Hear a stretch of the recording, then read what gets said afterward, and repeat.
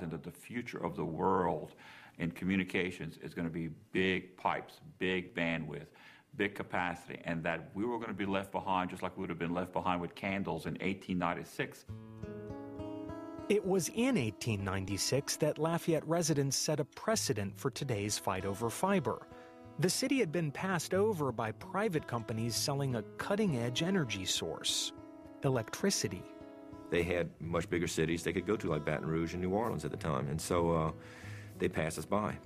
Well, our community decided that we wanted electricity. So that's when LUS, the Lafayette Utility Systems, was formed.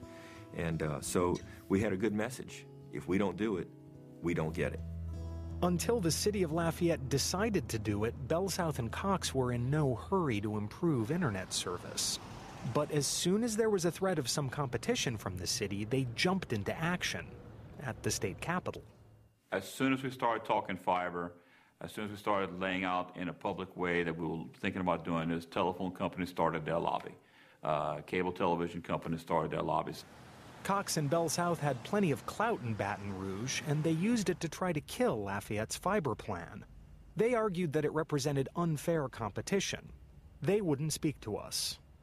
One of the criticisms that opponents of municipal networks make is that LUS doesn't pay taxes, so you have an unfair competitive advantage over for-profit companies. Pure bunk. Pure bunk. And they know it. Currently, we're paying somewhere over 10% of our gross revenues in lieu of taxes. That's greater. That's about $17 million. That is greater than by tenfold what the telecommunications companies are paying in Lafayette. So we're actually paying a higher burden. Vote yes for fiber. I'm voting yes for fiber. Vote yes. Vote yes for fiber. Vote yes. Votez oui pour fiber. The city and the communications giants agreed to put it to a vote. Lafayette residents would decide whether the city could issue $125 million in bonds to pay for the fiber network. Without the deep pockets of the phone and cable giants, Lafayette coming together put together an inexpensive and inventive campaign. It included something called the Fiber Film Festival, short, homemade videos distributed over the internet. So it boils down to this.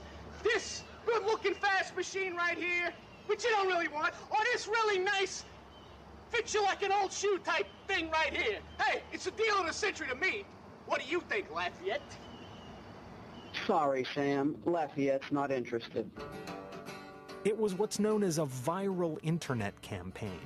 Not a virus that infects a computer, but something that's funny and compelling that people spread from computer to computer.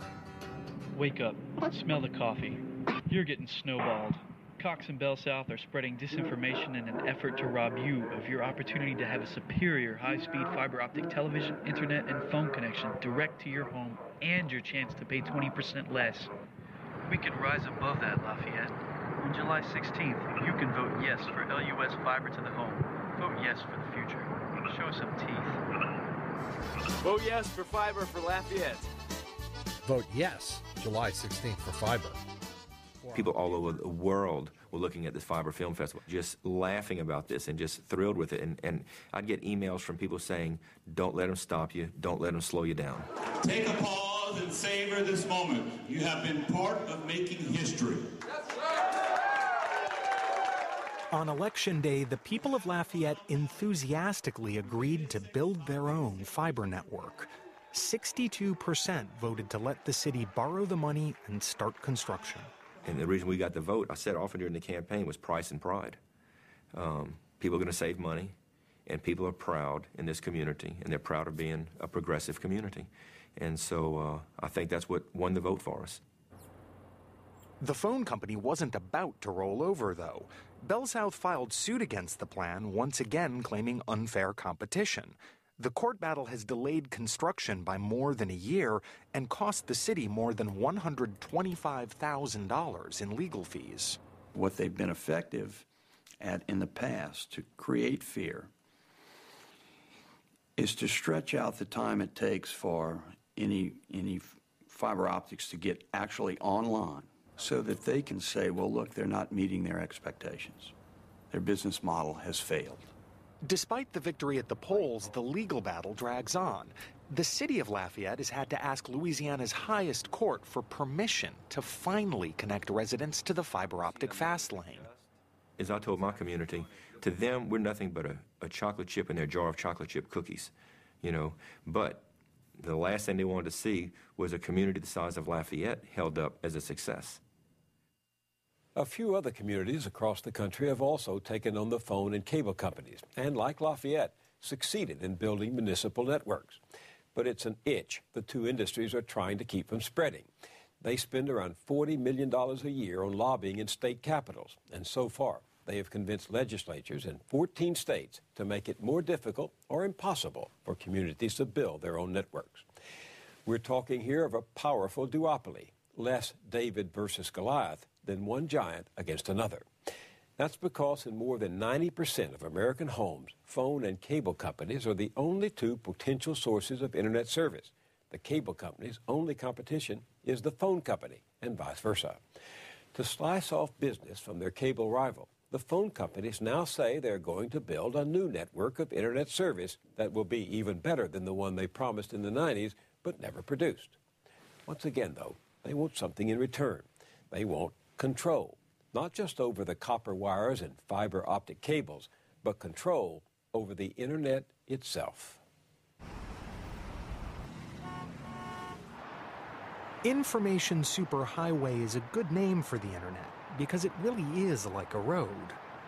When you send an email, for instance, your computer wraps it in a kind of digital envelope, then sends it online. That's it there on the on-ramp.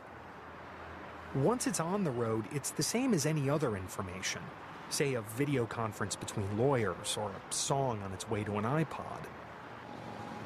The net doesn't care why it's there or what's inside.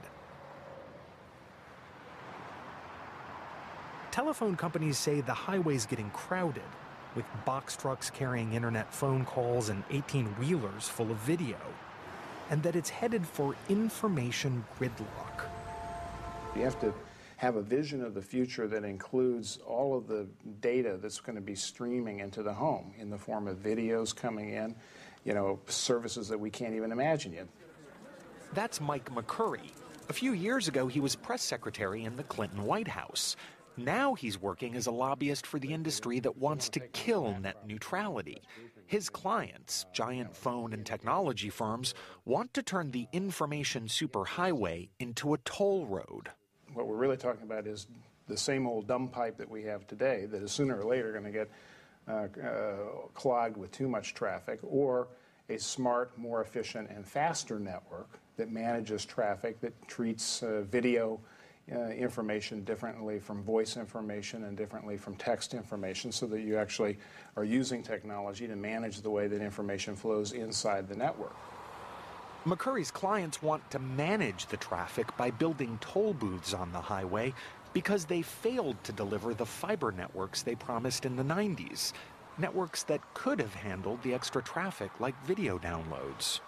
They, in effect, want to operate a superhighway but then build a separate premium lane next to it that they're going to charge big content providers for, and then spread the costs throughout all these big users. So if big users like Google and Yahoo pay the toll, they'll be able to speed information down the fast lanes.